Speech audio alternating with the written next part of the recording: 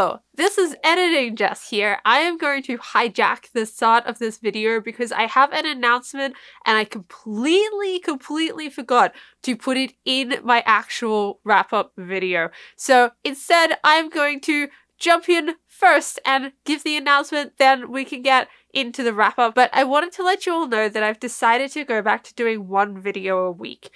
2 videos has just been a little bit too much constant work for me, and it's just starting to really drain me and take away the fun of doing this. And I want to enjoy doing this, but at the moment it just feels like the grind. It feels a little bit too much like work with doing 2 videos a week because it just never seems to stop.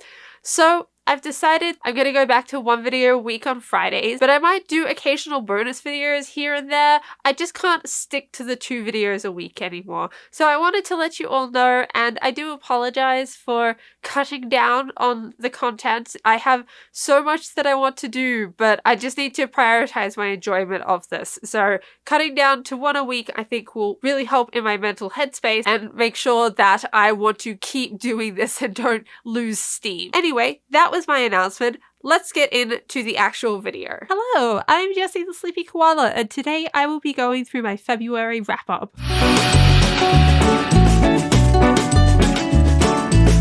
I got through a lot more than I thought I was going to in February. I got through rereads, I got through new books, and it was really good. I had a really good reading month this month. To start us off this month, I am going to talk about the book that I DNF'd, which was Good Omens by Terry Pratchett and Neil Gaiman. I just couldn't get into this book. I had a lot of trouble with the writing style, and it's not that I think the book is bad, not at all. Like, I think it's a perfectly fine book that I think other people will enjoy. It's just not one that I enjoyed, and a lot of that was the writing style. I felt like it just went off on tangents and talked about things for ages that were very rarely relevant to the actual plot. So I really struggled to stay on task with it, and I really like the TV show. That's why I decided to read the book. But honestly, if I hadn't seen the TV show, I feel like I wouldn't know what's going on in the story at all. I found it really hard to follow, and a lot of the transitions to new characters, particularly those of the 4 Horsemen, they just didn't get much explanation. It was just suddenly we're in this random place with these random people. There's no explanation as to why we're here or who these people are until like 3 or 4 points of view into the actual book. And by that point, like, I've already been confused enough and I just had to put the book down. It wasn't for me. This is not my favorite style of writing. I already knew that I wasn't the biggest fan of Neil Gaiman, and I read Terry Pratchett a long time ago, and I do remember there was something about his writing that didn't quite click with me. And I was really hoping that this book would be okay, but it just turns out that maybe Neil Gaiman, Terry Pratchett, I might try more Terry Pratchett. I might try some Discworld at some point, but I think Neil Gaiman, I should just accept that he is not the writer that I enjoy, and I should stop trying to read his works. Next up are 2 books that I don't want to talk about too long, just because I have separate videos for them and I talked about them last month as well. I've been rereading the Mirror Visitor books, and I finished books 3 and 4 this month. So I finished A Memory of Babel and The Storm of Echoes, and I have got all but the last video out. I still need to record it. I still need to record the one for The Storm of Echoes, and once that is done, I will be moving on. I do now have the first book. It was on back order for a very long time and finally turned up, but I think I need a little bit of a break before I jump back into it. But I do want to do a dedicated review for that book as well, because then I will have all 4 of the entire series out with dedicated reviews. The next book that I read this month was a short story that comes from the Arcanum Unbounded by Brandon Sanderson, the short story being Mistborn's Secret History. I do actually have it as a separate book, but I think the cover art is very spoilery, hence why I'm holding up this, because this is the collection of short stories from across the Cosmere, where the story was first originally published. Secret History is such a good book. I can say so little about it because it is just so very spoilery, but if you have read Mistborn, I highly encourage you to read Mistborn's Secret Secret History. It's contentious as to where you read it. You can either read it after you finish Era 1 or after you finish Bands of Mourning. If you read it after Era 1, there are slight spoilers for Bands of Mourning, but if you wait until after Bands of Mourning like I did, you run the risk of forgetting what happens in Era 1, which I think detracted from my experience because I couldn't quite remember what was going on, and it's really relevant. So I think it's much better to read it when it is fresh in your mind after you've finished Hero of Ages, but really is up to you and up to your spoiler preference. I'm a very spoiler averse reader, but I do think that it's worth the small spoilers from Bands of Mourning to read this book after Hero of Ages instead. But it's such a good book. It was so quick. It was so short. It was really nice to read something short after going through these mammoth tomes that are the Mirror Visitor books that are all 500 pages. And I get to Secret History and I just flew through it in a day. And the story is just so good. It's so captivating. You want to keep reading. You don't want to put it down. It's just that sort of story. It's such a good companion story to Era 1 and adds so much to the stories that we have been given. And it's just such a blast to read. I do highly recommend it. Again, if you have read Mistborn, you should read Mistborn Secret History. It is lots of fun and it gives you so many juicy little secrets that you didn't know. If you want to know more about the Cosmere in general, the Secret History is a really good one to get you some more Cosmere aware experience. Next up, we have got Tomorrow When the War Began. So this is my bag book. This is a book that I keep in my bag so that when I go out, if I'm standing in line or in a waiting room, I have a book that I can pull out and just start reading. They're really small and they're really easy to carry around. This is the first book in the Tomorrow When the War Began series. It is a book where there is a bunch of teenagers who go camping for the weekend, and when they come back, the world is at war, and their country, Australia, where it is set, is at war and has been invaded. It follows them as they try and navigate this war and figure out how to exist in this world without being caught, and whether they want to fight back and be guerrilla fighters or whether they just want to hide away. It is a really good book.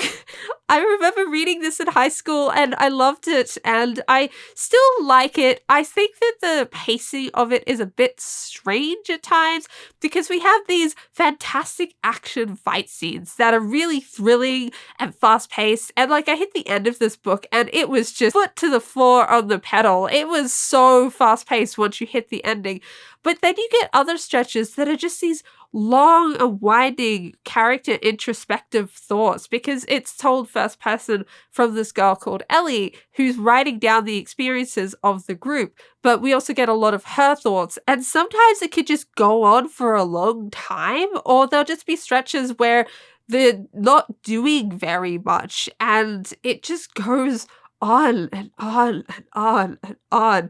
So it's just a little bit weird in its pacing, where sometimes it's really slow and sometimes it's really fast, and it's a bit jerky in either way because it keeps changing.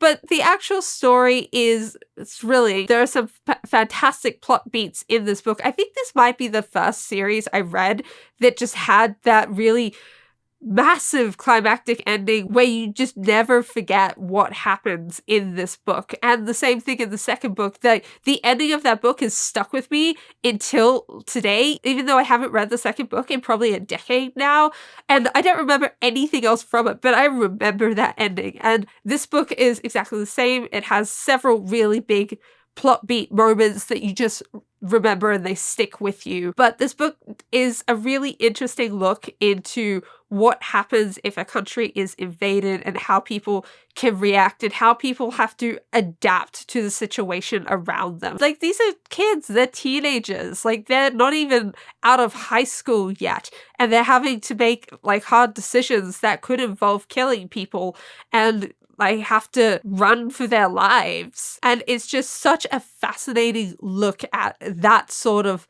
life, that sort of story of what it would be like to be in that situation. This book is also just intensely Australian, and it does make me feel nostalgic for Australia. It's just the way of speaking, the language used. It's just so Australian. And I love that. I really like that. It's a nice slice of home, even though the slice is at war. But it's a nice reminder of home. Probably the better way to put it. Next up is one that snuck in just under the wire, and that is Legendary. I initially thought I would be reading this through March, and then I was able to just plow through it in the last couple of days of February. So it gets into the February wrap-up in that case. I really enjoyed this book. I enjoyed Donatella as a POV character. I know that the switch from Scarlet to Donatella is something that throws some people, but I was told beforehand, and I'm really glad because I think that did help me adjust before I actually got to the book. I loved the romances in this, and I loved the plot lines in this. There is a character in this that I adored. I thought he was great.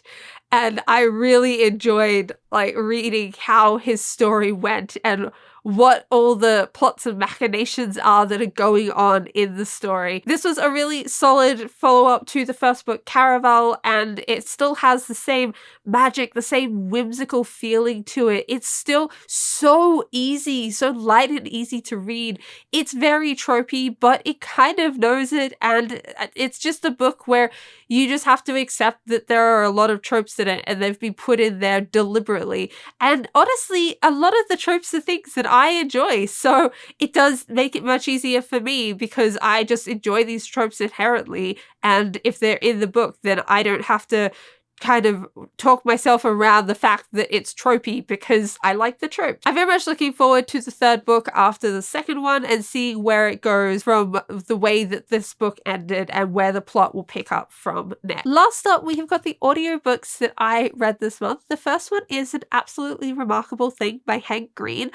This was a reread for me. I read this about the same time last year for the first time, and I just wanted something to read and something to listen to, and found this through Libby, and it was available at the library, so I picked it up and listened through it again. I think it's quite a good audiobook. I listened to it on audiobook the first time as well, and I enjoy the narrator that does this audiobook. I think she does a very good job. In terms of the story of this is there is a girl, April May. She is walking home from work one day when she finds a giant robot statue on the side of the road.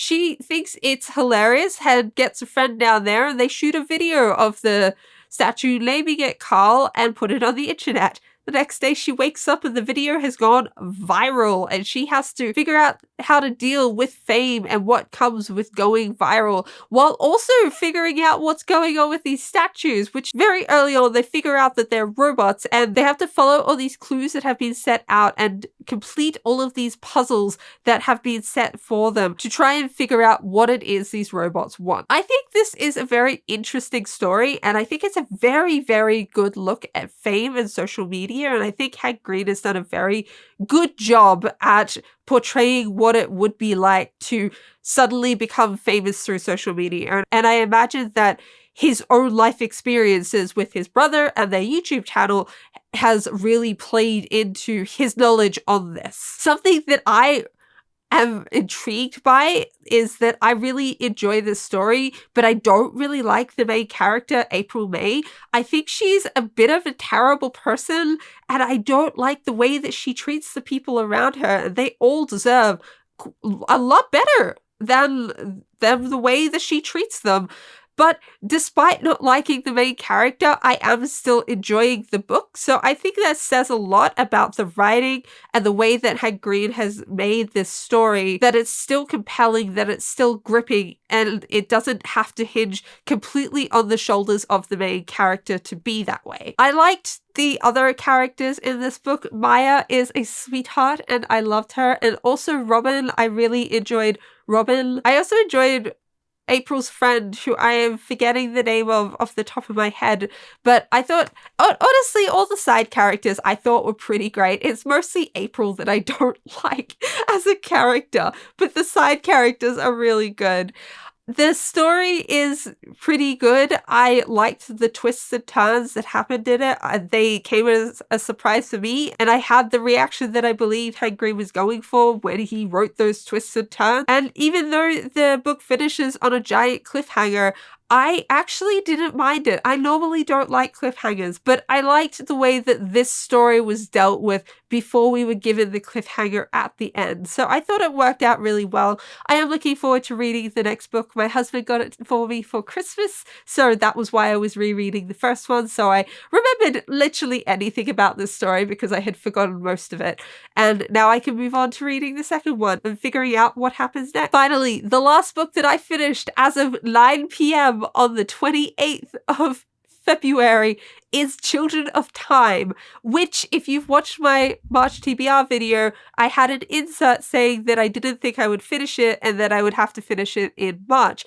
I actually finished it in the end. I finished Children of Time last night because I'm recording this on the 1st, and it means I can put it into this video. Children of Time was fine.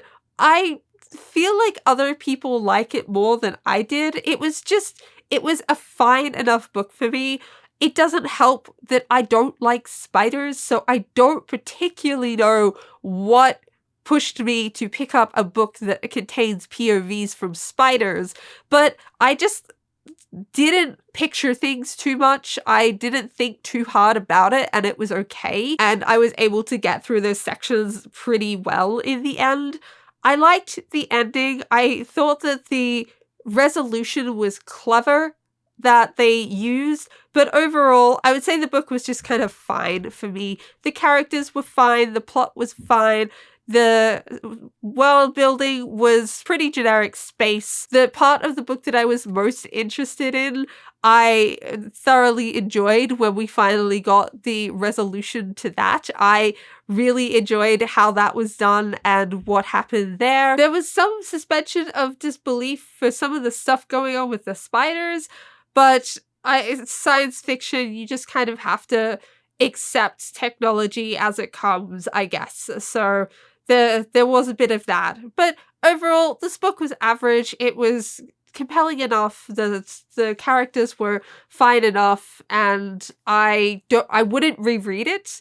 And I'm tossing up whether I should read the sequel. If anyone has read Children of Ruin, please let me know below what you thought of it. Like, non-spoilers, please. But did you like it? Was it worth reading? I just trying to figure out whether I want to actually read the sequel or whether I'm fine, like, just letting things lie as they are. So that is it. That is everything that I read in the month of February, which was just so much more than I was expecting. Let's go on to March now, and we will see what I get through, and I will bring you another wrap up at the end of this month. Like, comment, and subscribe, and I will see you all next time. Bye!